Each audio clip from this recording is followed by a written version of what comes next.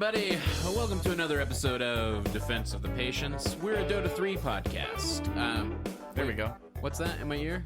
That's the producer. He says they're still calling it Dota 2.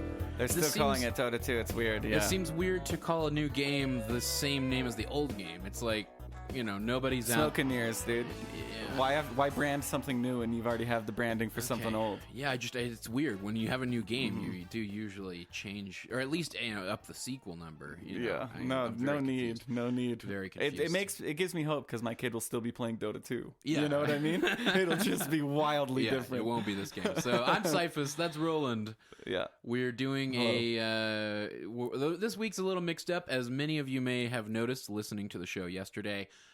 Which was a beast, and thousands of you did tune into it. We appreciate you stopping by .p for your initial patch analysis and review.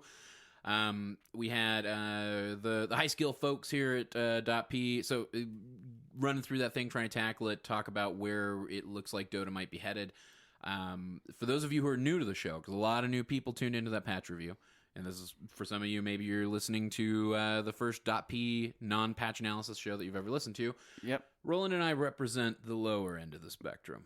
And so Cyphus and I founded Defense of the Patients, and we founded it upon being noobs, climbing through our journey through Dota 2.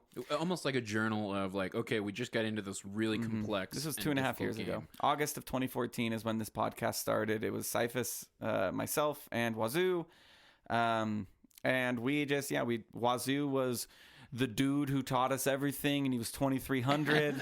I think he was a little higher than that. No, he was 2,300. Was he? When we started the show, go back to episode 1, 2,400 maybe. I have since taken over his skill. That's right. I am now the highest skilled player of the founders. But that's because I blued my way to there are people that aren't going to get that reference. Yeah, people don't get that reference. Some guy that we know did a bunch of Smurfs. Yeah. So recently, Roland started up a Smurf to recalibrate, and you're sitting at about 3,100 right now. Yeah, I'm bouncing. So it's like the next 100 mark is always the tough thing. So I calibrated at 31, and then this like instinct for me to start fucking around again kicked in. In ranked. Yeah. Veno jungle, although that's not necessarily in today's day and age fucking around. Sure. And this is pre 7.0 for anybody listening. This is when jungle camp spawn at 30 seconds and a minute and then 2 minutes. Every minute thereafter. Yeah. The old days, as we'll start calling them. I did that, and what I found was I got level 5, I moved into a lane, I started sieging, and I either just fed a bunch of wards and died, and just literally fed a lane, or won the lane. And that's pretty much what happened. Lost a lot of games, went down to about 30-20. And I've since climbed back up to 3150. My height is 3178. I'm really hoping to just make it to that 3200 mark. Basically, if I win a game, if I win 2 more games, that's the highest MMR I've ever been. And then if I keep winning, it's the highest MMR I've ever been. So I guess the reason I wanted to bring that up is just for new folks who are listening, who are maybe tuning in here and going, like, who the fuck I'm are not these getting two? that high level analysis I got yesterday. Well, we do have shows weekly that do focus on high level analysis, high level theory crafting. If you stick with us this week, we're not talking like high level, like, you know, PVGNA, where you're going to get like pros. We're talking like people who think they're the shit, but are like really like not that good. So Roland believes now that he has started to recalibrate out of No. the 2K I don't feel that, like I'm the shit. No. I know, feel but like you've become disillusioned with. Oh, absolutely. When MMR meaning like a 4K, I remember thinking 4K was just like, oh, they're just so fucking incredible. They know everything. I should listen to them like they are goddamn gospel. Like everything they say is truth. And now I just like ignore everything they say and go onto YouTube and watch actual pros play. You are a great advertisement for the show, which I am. No, you're gonna get 5K analysis. Yeah, 5K analysis. But if you guys want like 9K analysis, go to YouTube and watch Miracle videos. That's not what we're trying to do. But Miracle doesn't talk. At least Miracle doesn't talk on his YouTube videos. You just have to watch and try and understand. I think the goal here at .p, at least with in our case as well, but especially in the case of like Ursium and Proud on Theorycraft Thursdays. They're two 5K players. They're two 5K players. I think it's or just they're two 5K hoarders. We should say.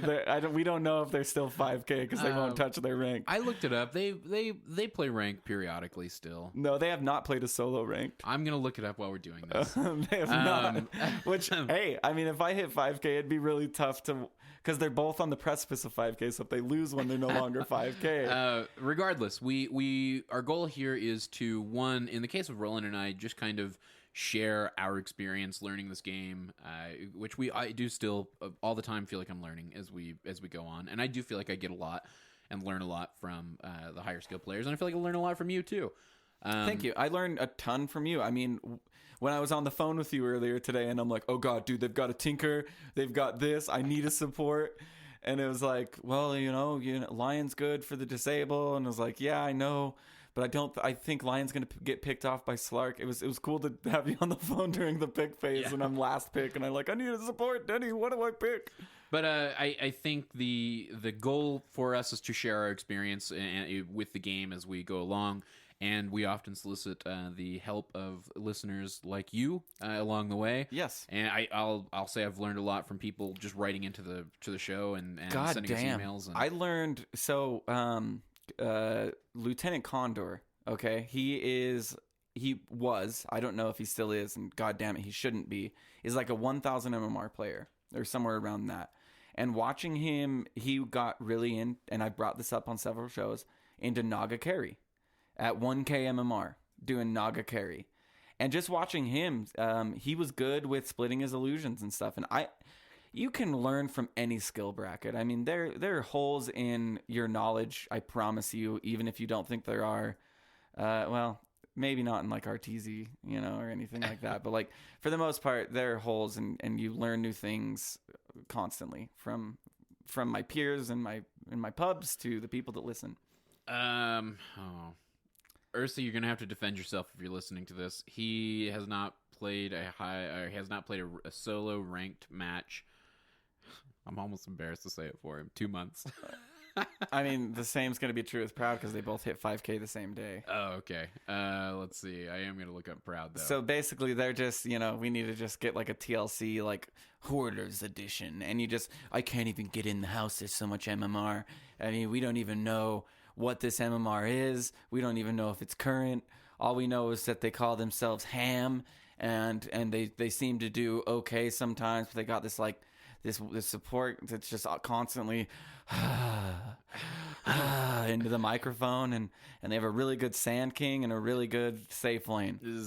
I'm having a no, that's not Proud for sure. That's a 4K player. I'm having his trouble name looking. He constantly changes his fucking name to like Proud Rasil or Proust.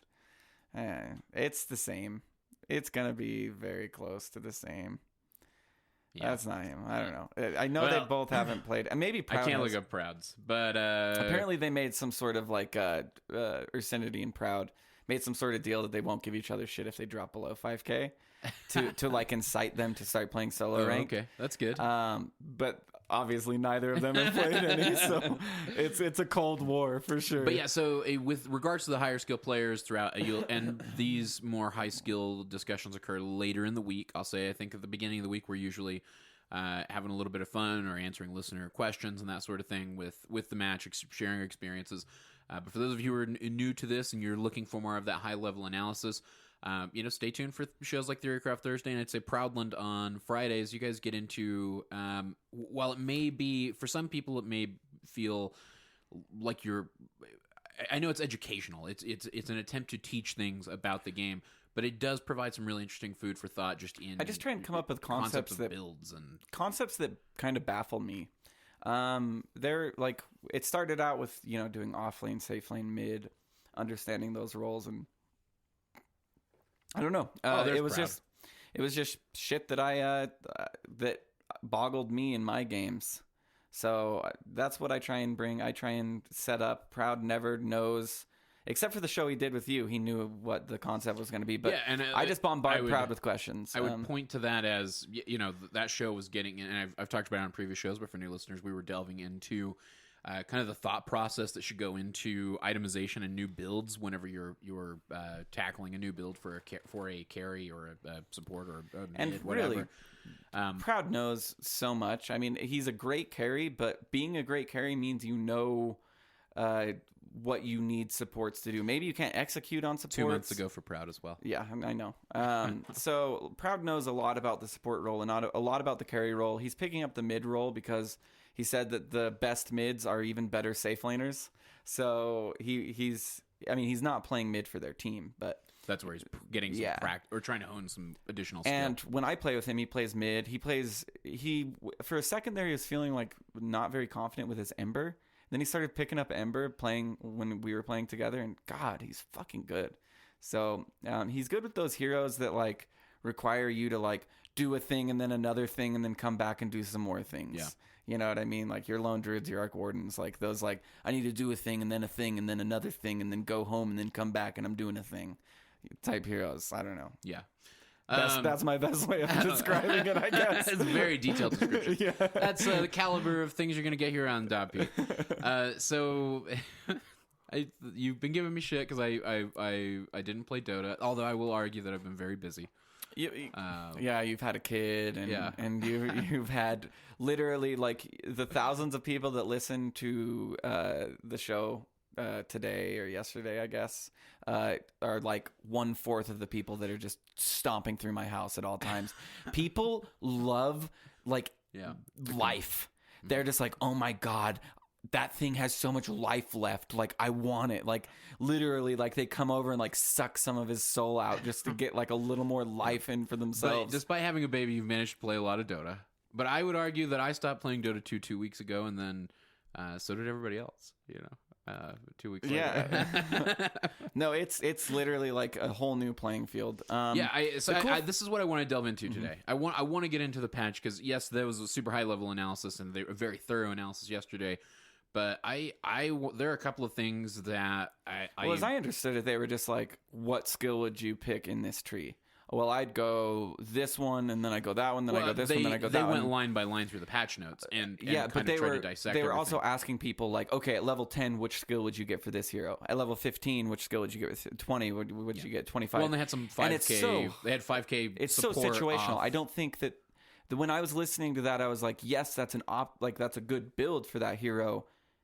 Unless I still think, like all things in Dota, you are going to find the one of the things that's most frustrating about Dota, I think, for most players, and one of the most frustrating things that there exists within Dota is arguing with another person about an optimal build and having them throw in your face, well, everything's situational. There is no such There thing is, is but optimal every game, right? With the same thing. There's no such thing as optimal static, right? But at the same time, it hurts conversation to just go like it's subjective. It's subjective. It does because more often than not, it's going to. For instance, I'll point to a Purge video that I watched like almost a month ago. That kind of started me off on my Spectre kick.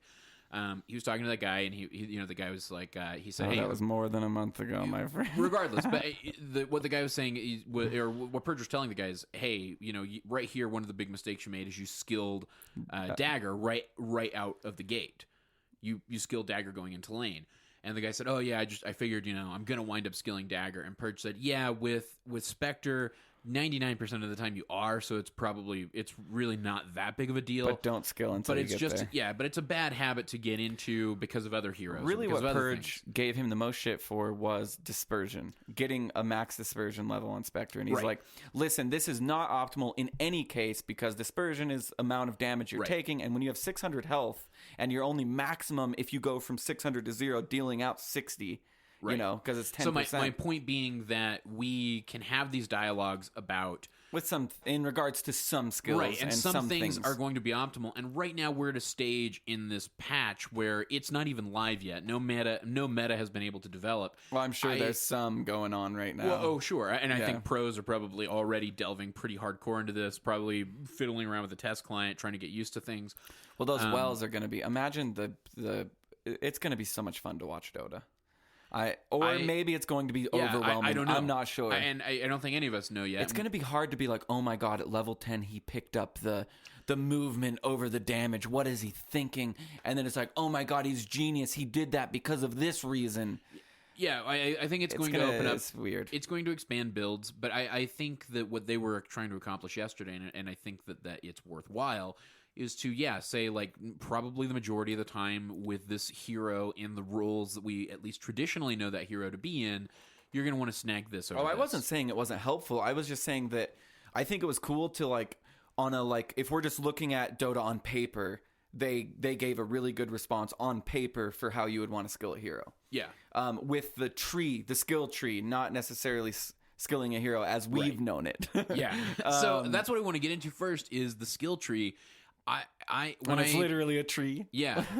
It's a cool little tree. Is this awesome? Yes. It's way awesome. It? Okay. Yes. Was that the question you were going to ask? Well, no, I was curious. No, I wasn't. So I was like, yeah, dude, it's way cool. But I am curious what your thoughts are on the tree. And if you think that's going to be a good thing. Okay, so I love it. So I think the big takeaway for me the second I saw this was it's going to become that much more important that you let your carry get experience. Every carry. Not just your Slarks to get level 6. Not just your Spectres so they can haunt and get a kill. You want your carries to get level 10 ASAP. You want them to be able... Because, hey, a level 10 carry versus a level 9 carry is going to be drastically better now. Level 10 means a shit ton now. Yeah. I mean, depending on the hero, of course. But so your supports, and what they did that I thought was really cool, is they gave supports more things to do in the jungle and more ways for the supports to rise. At the same time, at the same time, it feels like they gave them less in the jungle in the sense of, if you can clear stacks faster than any minute in the game, I could, if I'm not doing something worthwhile for my carry, I could dip into the jungle and stack on any minute. Okay. Now it's going to be every other minute. So now I'm going to be... Clear it then. Clear it. Sure. And you're going to have a lot easier time. And these are questions I think are kind of up in the air. At the same time, is that possibly a bad thing to be doing? Because maybe now with fewer stacks, I need to preserve those stacks for the carries to go and take. There's so many camps. The bounty runes. It's not going to be optimal. And this is just me, trying to see into the future with my low skill opinion, but it's not going to be optimal for a carry to get those bounty runes because they're so far away from lane. It feels like those bounty runes are intended for supports early game, and then later when you have like that anti-mage with the Battle Fury blinking through the jungle, then you're going to start giving them to your anti-mage. Yeah. And don't get me wrong, I agree with you to an extent in that like, a lot of the supports got the ability to increase the amount of experience that they're getting. Of course, so too did some carries. Sure. And I mean, at level 10, we're not going to go through the whole list. I mean, we already had people do that yesterday, but getting level 10 on any hero is going to be important. But I think this is going to make it so you're going to have a lot more 1v1s in lanes. When you have an off lane, it's going to be a 1v1, and your supports are going to time. It's going to incentivize rotation even more than rotation was incentivized before. Sure, okay, and I'll agree with you there. I hope that's rotating out of lane and rotating in. I hope that's where it goes because it does feel like to a degree. You and I were talking. Doesn't that seem obvious? Yeah. I feel like that was the most obvious thing about map changes and everything was rotations are now they're making it easier for even lower skill players to understand. Okay, I don't need to hold Spectre's hand all game. I'll come in. Well, and I don't know about that. I think I think in a lot of lower skill games, you're still going to see people stick pretty tightly. But if there's to a bounty lanes. rune, how often do you fight over the bounty rune right now in 6.88? Oh, sure. I mean, now if there's Every bounty game. runes that you can just get and you're going to get, you're going to leave lane as a Crystal Maiden to go get, and hey, Spectre, I'm leaving the lane to go get the bounty rune. That gives Spectre the opportunity to get solo experience and to get to level 10 quicker. Yeah, for sure. I agree with you at higher levels of play. I do think you're going to see. I think you're going to see people feeling, and especially on those gaps in that like where I think you are now in that 3K range. I do think you'll start seeing people feel a little more free to leave the lane and leave their carry. and rotate down to the mid because, hey, on my way mid, I can snag the bounty rune, or on my way mid, now it's 3 minutes and it's time to stack again. Or, and conversely, support's taking the lane for the carry to go over, grab a bounty, hit a well, and heal up. Carries don't need to go home anymore. Yeah, and that's true, too. I mean, they still will, obviously, but because if a well has a 5-minute cooldown and everything like that, but a glyph has a 5-minute cooldown. Or maybe 6 minutes? 5 or 6 minutes. I think it's 6 minutes, actually. Dota players. So, hey, take the lane. I'm low on X carry. I'm going to go heal up on this Moonwell, grab a bounty. I'll be right back. So if there's going to be a lot of switching back and forth, your support in lane into your carry in lane. I think they're really, really, really blatantly trying to say, hey, we've made room for supports to get everything they need while carries get everything they need. I find it humorous that you interpreted it that way because when I started looking at these patch notes, I was not thinking about the direction that Why humorous? Why that word? Because I just mean because it's funny. I was trying to... I'm dumb? No, no, not at all. It's funny because I'm a human. Where my brain started going versus where your brain started going is as I think what you did is you looked at the patch notes and you started thinking about the types of gameplay interactions and effects that Valve was hoping to have with the patch. On the flip side, when I started looking at it, I was less perceiving it that way and more perceiving it as Valve trying to capitalize on trends in other MOBAs that have made those MOBAs more popular. Okay, so other MOBAs, as I understand them, and there's really only one other MOBA that I understand, which would be Heroes of the Storm. There are multiple objectives. They didn't change that. For sure. No, but I mean more in the mechanics of how you build and level a hero. As far as does this tree thing exist elsewhere? Yes. Yeah. I can't. Some people were saying that Heroes of the Storm has a... well, that's all Heroes. Heroes of the Storm doesn't have items or something. I don't know. I only played like 2 games before I found the nearest trash can, and threw it away. So I don't know. Yeah. Let's see. I was gonna look at. I know that there was something similar when I was playing. I didn't really understand it, but that's because I put no time into Heroes of the Storm. So. It looks like so like there's they do have a skill it's tree similar thing. to like League. They've got these like masteries and so I knew about the masteries in League. So sure, why not? If it works, I just my sentiment when I was looking at all of this was, they're trying to make this because it felt. I'll be honest. I started thinking, this feels a little Heroes of the Stormy which is a weird adjective. But it feels a little stormy because it. Here's what I love. I'm gonna. Sorry. Do you want to finish your thought? No, I've cut you off way too much. No, you're good. You're good. Go for it. So here's what I thought. So I think what Valve is trying to do is take away the drow, like my drow strat. How much did you hate that? Where I would go E and then stats, and that's it. They're taking that away. They're making you use your skills. Right, but that also feels like taking away some of the complex because new players. You did that because after a while of playing Dota, you were starting to understand the interaction of stats with abilities, with drow, with damage, with armor, with attack speed. You were starting to understand HP. You were understanding how stats impacted things and where that fell into play. And yes, you were doing something that, and you're not alone. Like there are other people that have attempted. I saw a Miracle video.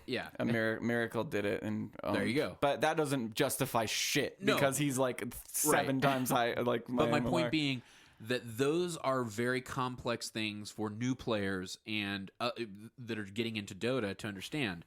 They don't understand why you would ever go stats over going an ability because an ability does something. Well, I love it so the first thing that came to mind when I thought, okay, no more like 1/1/1 anti-mage and then stats till 6. And I love that because anti-mage, all of anti-mage's skills seem useful in every single game. Okay, I'm laning against a Skywrath. Let's Spell Shield and... Yep, Spell Shield, probably, and Q. I want to do a lot of damage to him, and I want to absorb a lot of damage from him. And I would think you'd want to go Spell Shield and Blink.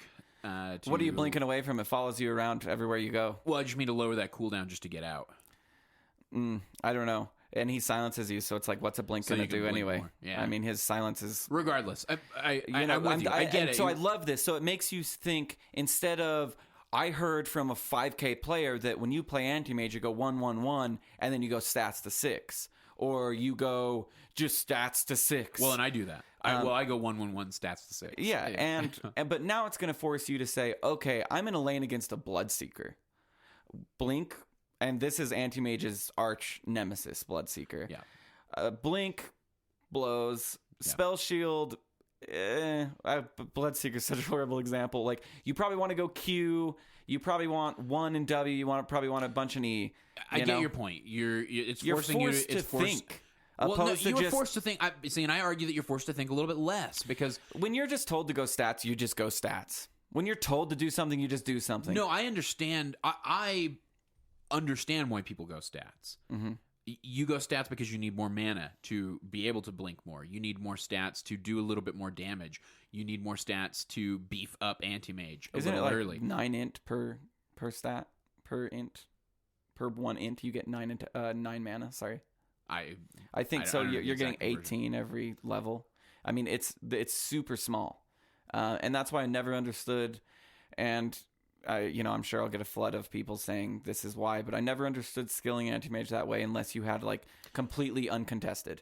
Like unless you're completely uncontested, his skills are way too good. Q is awesome. Blink is awesome. You get further range. You get lower cooldown. But you don't take advantage of Q that early because with AM you don't want to be fighting.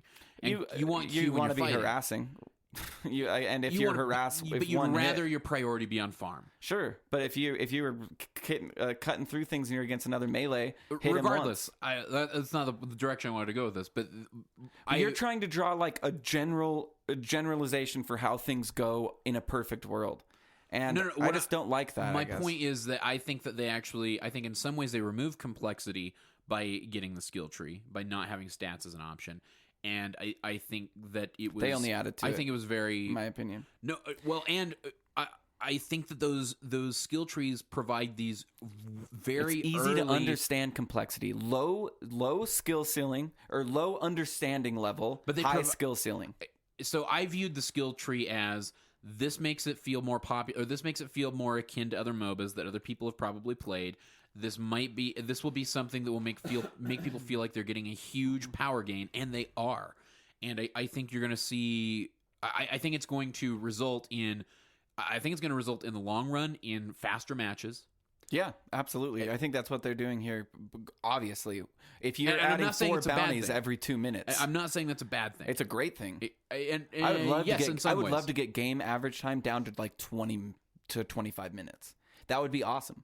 And that's why I was hoping there would be more late game items, and that they would come quicker, and that Aether Lens would build into things that other. Well, I think some of those late game items will come faster. I mean, you look at supports that are getting 120 gold per minute.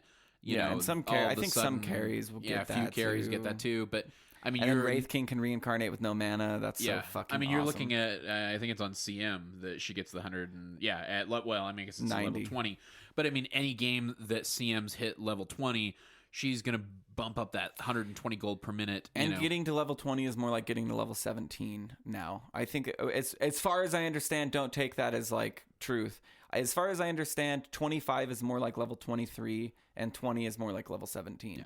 Because the experience is less. And then on the flip side, looking at that, her right now reminded me of the other element of the skill tree that made me feel like this was a focus on... This was a patch that was a focus on fun and not a patch that was a focus on gameplay. Is the respawn timer reduction. They are actively looking to keep you playing more. Yeah. As opposed to spending, way more. What does less death time do to a game? It means more clashes, and it means games ending quicker. Right. Well, and that's an interesting way of looking at it. And yes, I think that you're correct in that that's the route that the gameplay will take. Mm-hmm. But again, I felt like the drive behind that was not an intentional modification of how we play Dota, but rather an intentional modification to making Dota more warmly received by new players. Oh, and hey, high five. Yeah. Reaper Scythe. Yeah, we were right about that. Yeah, we were right about that. Yeah. I mean, we told him to do it. We did. Ice Frog called and he's like, I'm really debating keeping this whole making them so they can't buy back thing. We're like, no, dude, that is the dumbest shit in the game. I promise you. Somebody pinged me in the Discord and they said, hey, Cyphus, you were right. The Reaper Scythe got modded. A win for us. And I wrote back, I guess I have to release those hostages now. Yeah. And then somebody chimed in, I think it was Joy Thief, and said, next time just shoot one of the hostages so it happens a little faster. No, it was definitely one of those things that needed to go. Yeah. Also, God, there's just so much to talk about. But okay, so anything else you want to add on the skill trees? I think I'm with you. I don't think we have any idea how it's going to explode. I do want to talk about skill trees, and I just want to hammer this point in one more time. Yes, it makes it feel more dumbed down because I hate to say that because decisions. Okay, those are important decisions. Look for a synonym that's nicer than dumbed down. What I'll ask you. So it makes it look more dumbed down because it was really hard to understand when watching Miracle how it's like he's level 6 but he only has 2 skills. How does that work? And it's like Miracle in his mind it was the right thing to do. Now it's going to make it a lot more streamlined in watching it. So easy to understand. You right click over it and you say, do I want damage? Do I want mana? Do I want damage? Do I want gold per minute? No, and it's easily digestible. Easily digestible. So as far as making it less complex, yes. But skill ceiling and how to build a hero, how to optimize it, how to optimize a hero in a situation, and we'll bring. I'm going to bring subjectivity into this because that's where the skill tree is going to come in most. It's not. I agree. There are going to be games where I'm on Crystal Maiden and it's a long game and I hit level 25 and I'm going to have to think, am I doing a lot of disabling and do they have no BKBs? Well, maybe I need to increase Frostbite's duration by 1.5 seconds. Yeah. Or are they grouping up a lot and I need to be more relevant in the late game? So I'm going to grab an extra 200 Crystal Nova damage. Sure. You know. So by that token, it's made it easier for newer players. For sure. And much more rewarding for good players. Yeah, and I hope that that's the case. I think that's what they're doing. I mean, our DM... Gaben or Ice Frog has, in my opinion, made a really good balance, a really good game. I hope that it was intentional. I hope that it was intentional in the. I promise you, all of this was very intentional. I know, but again, I guess in my very pessimistic view of the world, looked at this and saw it, and I didn't. I don't get me wrong. I looked at it and I was very excited to start playing some more Dota. But my pessimistic view of it was, this feels like a marketing thing more than it does a gameplay thing, and that's not always a bad thing for those of us who play the game and play it casually. It's the number one game on Steam. They don't. It's not. I mean, maybe there are going to be some marketing boons from this, and maybe there's going to be a lot more players. But this is definitely a change that we needed. Things were getting. I don't want to say old because I love the fucking game, but there. I mean, how many times? Say it. That was the stalest Dota I didn't think so. I loved it. Ever felt. It's funny that stale Dota is a Dota where you can pick any hero. Well, and don't get me wrong, that's why that's the most balanced Dota's ever been. That's why it was so hard to criticize that meta because it was like, well, it doesn't. I didn't think it was stale. I thought it was awesome, but it was becoming stale in the sense that I still think it's awesome. I'm sad to see 6.89 or 6.88 go. We kept seeing those illusion push strats. They no matter what they did, we still saw some variation on illusion push strats. Right? I mean, did we not? Yeah. I mean, Boston was, completely taken by, Shadow Demon, but banned Shadow Demon. Right. I mean, it was literally Shadow Demon, Alchemist, Naga were the big ones, and all illusion heroes. Exactly. Alchemist not inherently illusion hero, but so my point being, the pro meta was stale in that regard. No matter what they fucking did with those slight, it wasn't stale. That was the most interesting major I've ever watched in my life. But it was most interesting Dota I've ever seen. It was interesting from the perspective of there were a wide variety of heroes picked. And what was the final count on number of heroes picked in the major? That doesn't matter. What boggled my mind, and I think this is necessary for them to change everything up, was how perfect games were played. EG versus VP was maybe the best game of Dota I've ever seen. It wasn't game 3 of the finals. That was a crazy game. I'm talking discipline. These players knew exactly where to walk. They knew exactly how to smoke. They knew exactly how to initiate. They basically, games were decided in draft. Games were decided, and that's a bad thing. You don't want games decided on paper. You want games decided by skill. And I feel like this is going to give it at least another year before pros can break your game. Because that's how EG versus VP felt. Is EG won because of a little bit better draft, a little bit better execution, but mostly draft and discipline. So wouldn't you argue that is maybe I guess I'm they needed to change it up.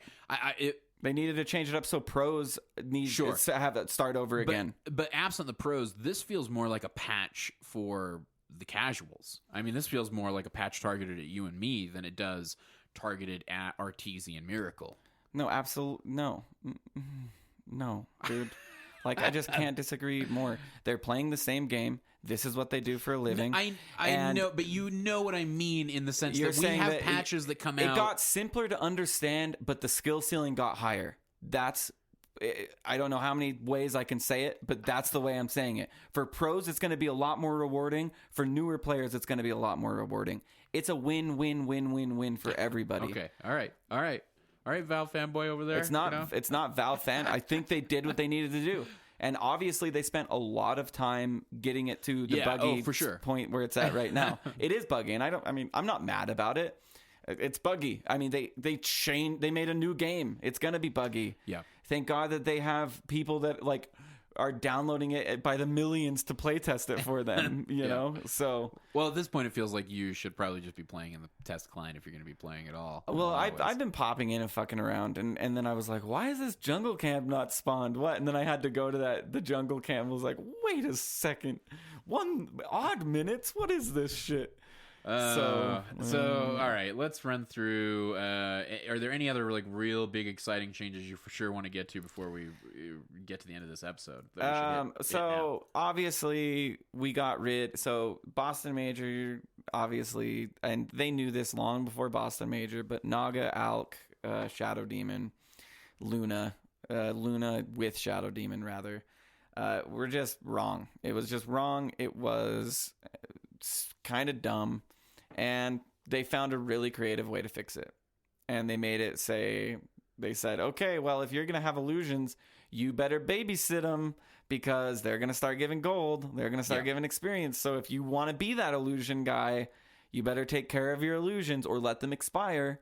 So it's no longer just me hitting my Manta on Alk and just sending them down 2 lanes.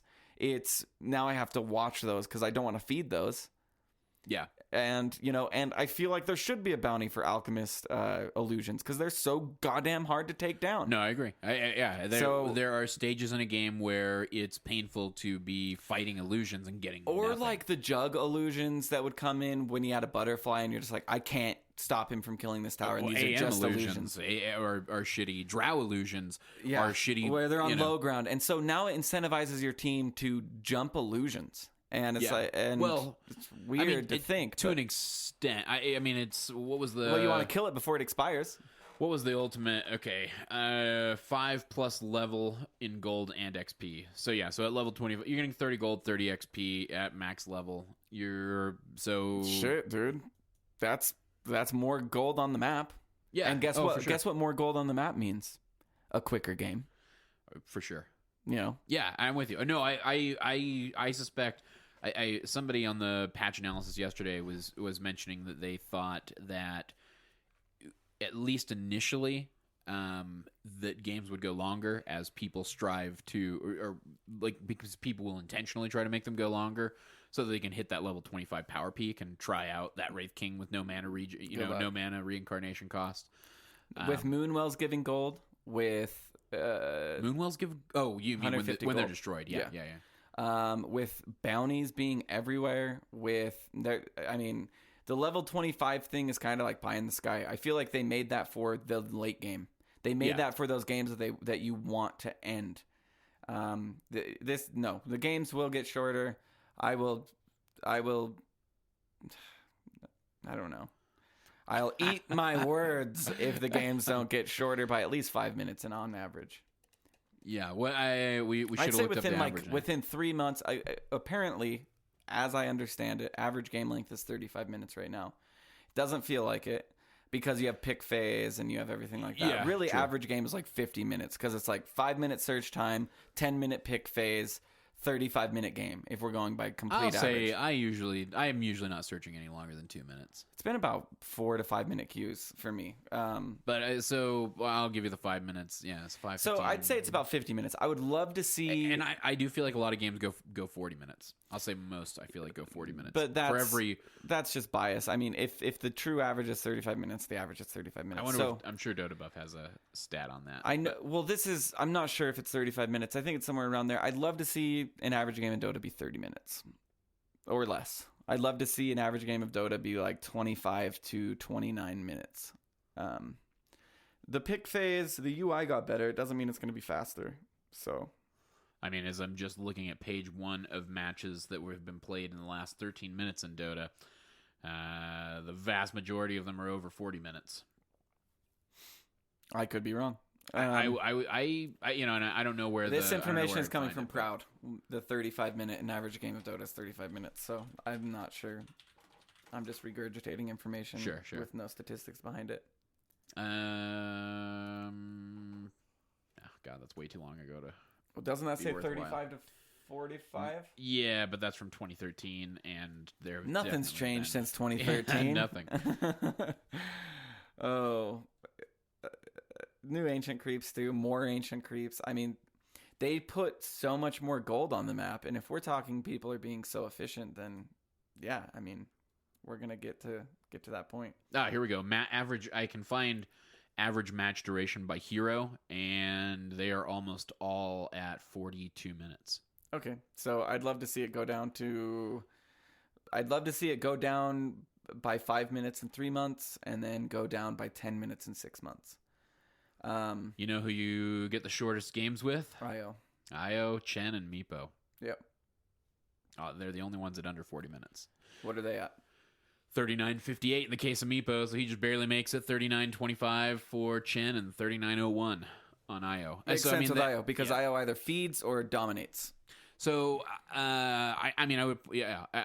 if you're shaving 5 minutes off, you're looking at a 35-minute game. So you're still looking at an hour if you want to play a game of Dota. Yeah, I would love to get Dota down to not such a huge engagement. Like, but hey, okay. I have to be like, but isn't to my it, wife, I need an hour. Yeah. Give me an hour. No, you do. And you absolutely do and need an hour. And even then I get calls at an hour, and it's like, this is an anomaly. This usually doesn't happen. I'm at 55 minutes. I'm anti-mage. I'm either going to lose or win in the next 3 minutes. Just give me like 3 to 7 minutes. But at the same time is that not also kind of the beauty of Dota? You know what I mean? Like, wouldn't it be more beautiful if it were just as good? But is it Dota? Shorter? And then you get into Dota some is very defined by its subjective metagame. Definitions. Dota is defined by its metagame, so yes, it is Dota. Like, what is Dota? No, I think you can get it. Do you still think of Dota as 6.80, or do you think of Dota as 6.83? Sure. Or what? Do you think of Dota as 6.88, or what? Look, you can make those comparisons all you want, but the fact of the matter is that this is the biggest change. Remember when the gold swings came out and how quick games were? Yeah, they were ridiculously quick, and they were dumb. It was a dumb. I think that was 6.82 was the big gold. Yeah, we had the gold rubber band to talk about. Yeah, the rubber band effects, and he was one of the early critics of that, and in fact, I'm glad you brought that up because that was one of the biggest complaints was how quick a game could end and how quick a game could swing. That's not a good way to fix it. Put more gold on the map. That's a good way to fix it. Sure, I don't get more gold for killing a hero. Put more gold there. And you're putting more. I get it. You're putting more gold on the map for everybody, and that, by its nature, should get people to rewards efficiency. Should get people to power curves much faster. My point being is. I guess I don't know how to explain this. This is the biggest gameplay, like, change to the mechanics within the game that there's ever been in Dota. So mechanics is the wrong word. But it's the best word I can come up with. When you're talking about how heroes are leveled, how... it's the biggest change to logic or something and the like map that. and the introduction. I mean, this is... It's the biggest change to gameplay. Mechanics have stayed exactly the same. And so I guess my point being, maybe we're looking at a turning point in Dota. Maybe this is not good. Make the game shorter. That's the biggest issue. I promise you'll have more players playing more often. If you can get this game time down to 30 minutes, if you can get it down 12 minutes, do you think it's going to make a huge difference? Do you think there are going to be people who, and how significant of a portion of the player population do you think this will be? Do you think there are going to be people who will miss long, horrible, boring Earthshaker comes in with a Shadow Blade to finish the ancient games? No one will miss You that. were so hyped for that game. Yeah, because it was a hype-worthy game. What I'm saying is that could have happened at 30 minutes and still been just as hype if the game pace was faster, right? If the game pace was faster, and maybe that game was 45 minutes, an average game is 30 minutes, so it's going like 15 over. Because that went about 15 over 42 minutes. It went 20 over. It was a 50-minute long game on a 30-minute average. And he goes in and does that. Yes, it'd be just as fucking hype. I can't watch a whole tournament because I don't have enough fucking time. I agree with you. Look, I'm trying to offer up discussion more than anything. I know. And and at the same time I do suspect that there are going to be players out there who do feel like this is not the same game that I'm seeing it in my pubs today. With. They're saying 6.83 sucks. What idiots? And I said they're 300 plus. You mean 7.0? No, they called it. Did I say 6.83? You sure did. They're saying Dota 3. Sorry, is what everybody's referring to it as. One guy in a pub today said Dota 3 sucks, and this is going to be my last game. But I hope they delete my hero or my account. I hope they delete my account. And I said, dude, he's like, it's just broken. It's broken. Have you done the play test? It's broken. And I was like, well, there are 300 plus highly skilled programmers working on this right now. Yeah. If it's broken, it's not going to stay that way for long, my friend. Trust me. They make money off this. I don't know that it's that many programmers. There's a staff of 300. I just used the staff of Valve. I was going to say, I think it's significantly fewer. Still, I mean, you have 50 to 60 high-skilled programmers, and the matchmaking system's already done, everything like that. They're literally just working on the game. Yeah. I don't know. It'll be fine. Okay, so it's not the end of the world. Real quick, before because we're coming up on the hour mark here pretty quick. Give me the biggest highlights, the things you're most looking forward to. Bounty runes. I'm really looking forward to playing support. Playing support is not going to be not the same at all. I don't think playing support is boring right now, but I feel like it is. Oftentimes, you want to hear the ching of gold, ching, of gold, sure, yeah. And you're going to hear that a lot more often as a support. My biggest thing that I'm excited for are clarities and salves, for sure.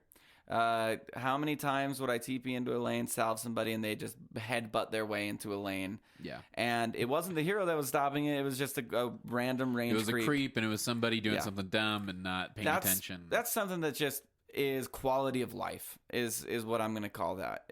It's necessary. It also means that if I'm wanting to jungle or something, and that's another thing that I appreciate, is the jungle role is not exclusive anymore, I don't think, with the way things are spawning, and how much distance there are between camps, and how they've distributed camps, like a small camp right next to a hard camp, medium camp way far away. You can't really get as much out of the jungle, I mean, obviously, as you could before, but a support can. A support can get a lot out of it. I'm saying, like, your typical Legion commander, your typical lifestealer, whatever, jungler, is not going to level as fast as they once did. Which, thank God. Guess what? You're forced to now play Dota 2. And that's coming from me. And I'll tell you, king of the jungle here. It hurts to have a Legion commander jungle. It does. Unless you are owning your lane because you are just better than them. You are down a man. You're down a dude. And it makes it wildly harder to win your lanes. And you have no idea if this guy's going to come out of the jungle and have... one, you have no idea if this guy's going to come out of the jungle, period. Yeah. And two, you have no idea if this guy's going to come out of the jungle and have a positive game impact or just be behind because he let you guys lose every other lane instead of trying to come in and make an impact. So three things that I'm going to outline real quick that are my big things, which is clarity and the salve. Sure. the potential patches in the future, which are going to be awesome when trees get changed. Because can you imagine? Those trees are going to get changed so, like, very often those trees are going to get changed. Yeah. And patches are going to become way more exciting. Here, 7.01 is going to be an exciting patch.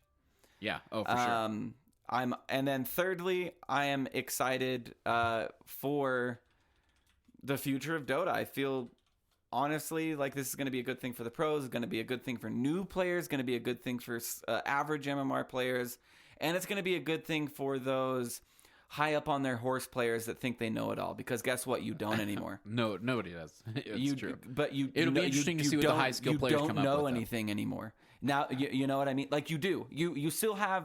Like I was talking to you. You still have your execution. You still have your mechanics. But other than that, you don't have much more than that. Yeah. And mechanics are a huge thing, obviously. Yeah, that's one of the biggest things. Yeah, but I mean, if you have good mechanics, I guess be careful who you listen to from here on out. You know, make sure you get your knowledge. Yeah, it's going to be a while before the meta pans out, and honestly, I think that'll be fun. Be the most fun for those of us who are casual players. I think what Valve is really trying to do here is saying rigidity does not make for perfection. Everybody's always looking for the ultimate answer in Dota 2, and the ultimate answer to climb MMR in Dota 2 is breaking rigidity. Be willing to adapt. Is the subjectivity of the game. Is being able to say, I'm against these 5 guys that do these 5 things.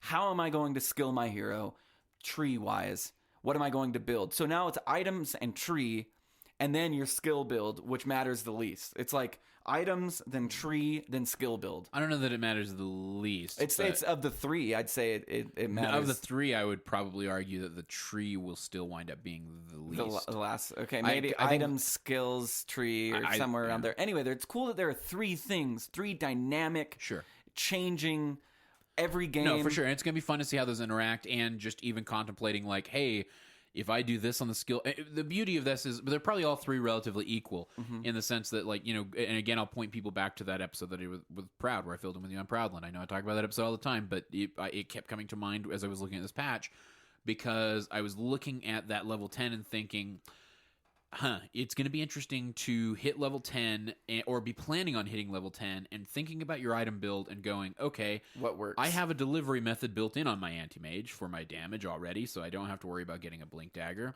So that's not going to be on the build. And I know that I'm going to be picking up, you know, this item which will offer me some tankiness. So let's see, I want to pull up AM just for the shits and giggles here so I'm accurate with this description. So at level 10, plus 6 strength or plus 20 damage. Well, am I going to build that plus 20 damage? Maybe I can deprioritize a damage item super early. Or so, plus 6 strength. Well, maybe I tank 12? Up a little bit. 72. So he gets 72 health at level 10 or 25 damage. So 20 damage. Or 20 damage. So you can say, game's going good. I'm going to take damage.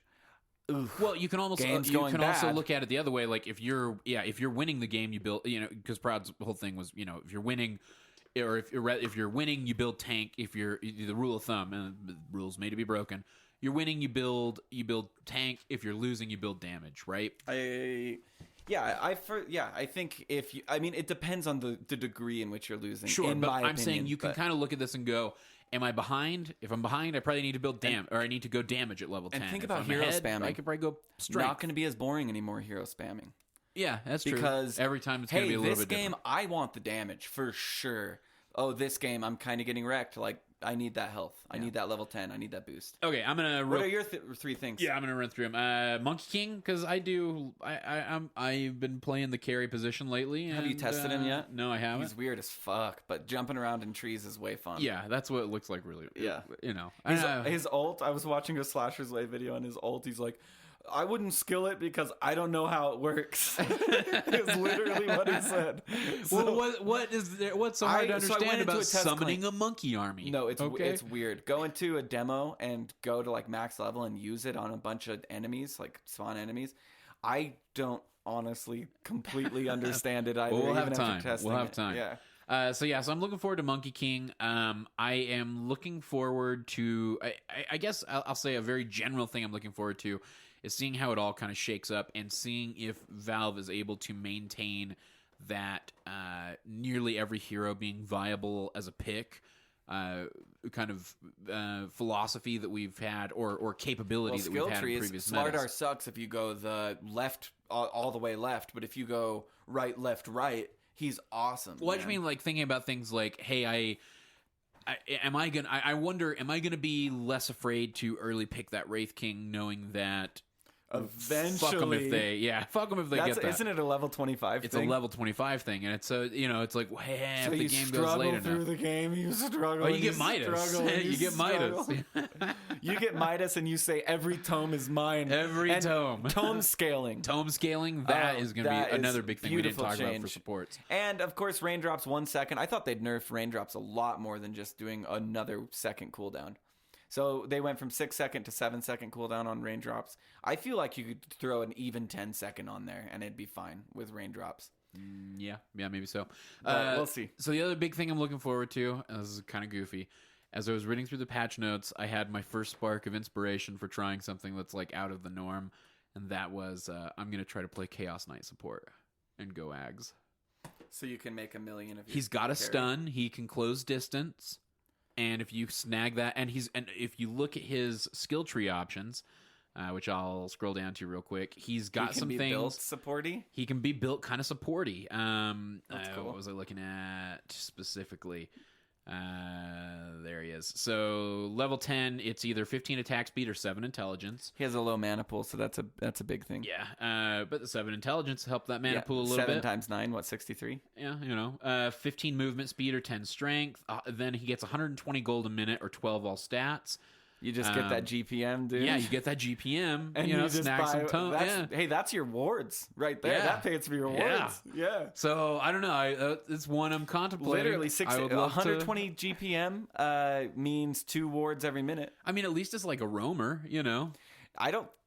I'm not going to say you're wrong because I don't know. I'm going to try it. I think it's awesome. I don't know. To get the Ags. And so for but those the thing is, you have to get the Ags. Yeah, you do have to get the Ags but I was thinking like, yeah, fuck it. Stick in the jungle. Yeah, sure. Pick up those bounties. Or snag a Midas on him like you do with a lot of... There are plenty of greedy supports that snag Midas. And then grab that 120 gold a minute. Oh, that's cool. And pump out that Ags and allow that... and use your stun. And fucking Reality Rift will pierce spell immunity at 25th level. I mean, yeah, that's thinking super long term. But I mean, there are elements of that you could see being beneficial for a support. For a roaming support. What's his other level? 25? 20% cooldown reduction. You would want that if you were doing support. Because Reality Rift, yeah. Reality Rift is where it randomly puts you and them in some area between you and them. So I think you would probably want cooldown so you could phantasm your because that's what you want Ags. Yeah, for sure. Well, obviously. So mean, it's goofy as fuck. All right. Well, don't get me wrong. You phantasm a bunch of AMs.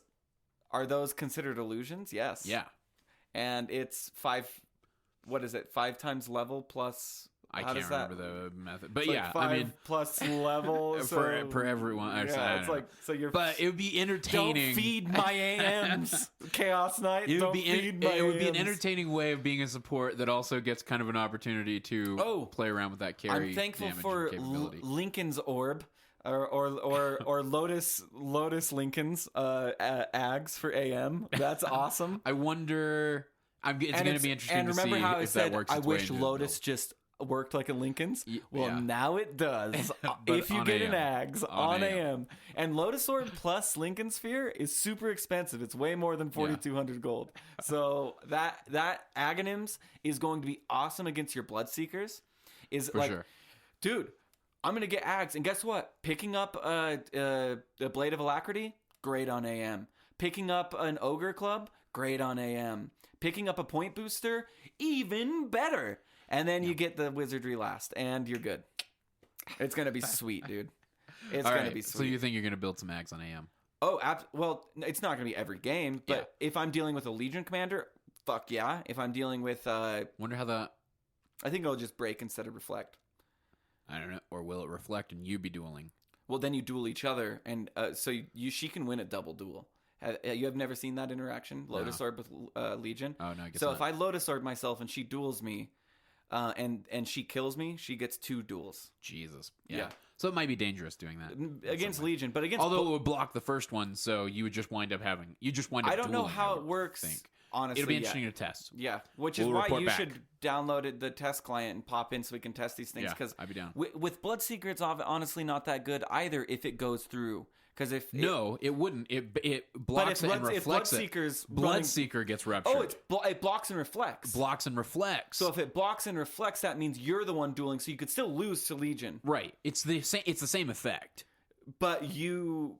It's the same effect. It's exactly the same. It's the exact same effect with Legion. So maybe you wouldn't build on Legion, but it would give. But with Bloodseeker, it would be hilarious to force that motherfucker to be ruptured on his own.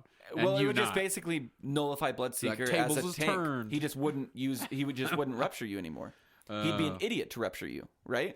And it's an 11-second cooldown. Oh yeah, of course. Anyway, let's close the show out. I'm super excited for 7.00, or Dota 7 or Dota 3. Dota 3. Or I don't know. Whatever. Yeah. I wish it was just 7.0.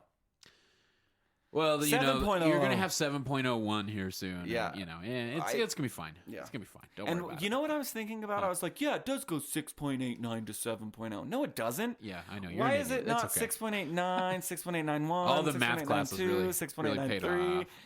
I wish... I mean, but with a big change like this, I understand. They're like, fuck 11 patches. Let's just call it 7. No, this made sense. That made sense. Or 12 patches. This was a major enough gameplay overhaul that it warranted it. Yeah. Okay, if you guys want to find us, and thank you for tuning in. If you're tuning in for the first time, we hope you stick around and listen to some more .p shows.